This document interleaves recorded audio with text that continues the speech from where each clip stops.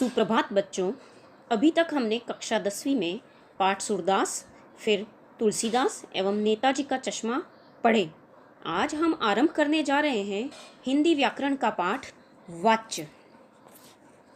तो आइए पढ़ते हैं वाच्य। वाच्य का शाब्दिक अर्थ होता है बोलने का विषय।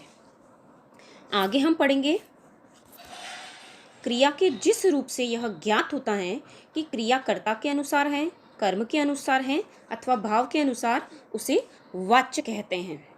अर्थात क्रिया द्वारा कही गई बात का विषय क्या है, कर्ता है, कर्म है या भाव है, उसे ही हम वाच्य कहते हैं।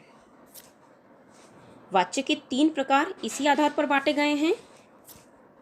पहला है कर्तृवाच्य, दूसरा है कर्मवाच्य एवं तीसरा है भाववाच्य। अब हम पढ़ेंगे कर्तृवाच्य। शब्द के जिस रूप से यह ज्ञात होता है कि क्रिया कर्ता का अनुसरण कर रही है, अर्थात जब वाक्य में कर्ता की प्रधानता हो तो उसे कर्तृवाच्य कहते हैं। इसको हम निम्न उदाहरणों द्वारा समझेंगे। वह व्यायाम कर रहा है, मैं पढ़ता हूँ, पक्षी उड़ नहीं सकते, सूर्य पूर्व में उदय होता है।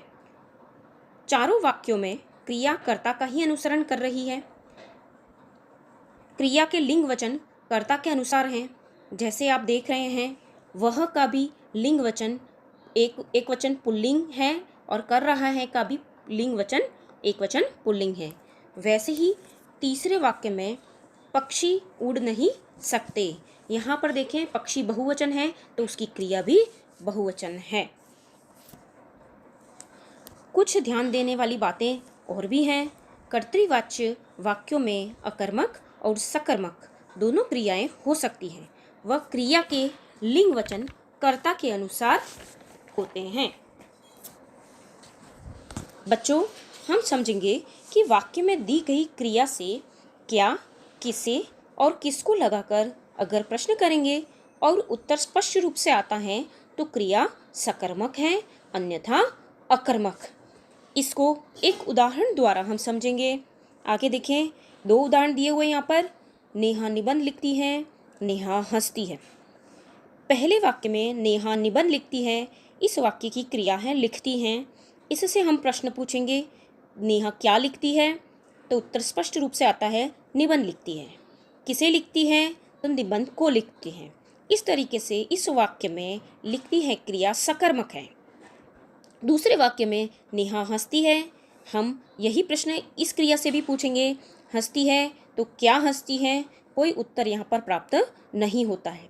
किसे हंसती है, किसको हंसती है, तो भी उत्तर प्राप्त नहीं होता है। अतः यहाँ पर स्पष्ट है कि यह अकर्मक क्रिया है।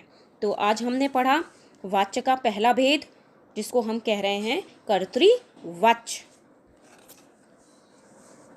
आज के लिए इतना ही। कल मिलते हैं अगली कक्षा में। तब तक घर पर रहें, सुरक्षित रहें।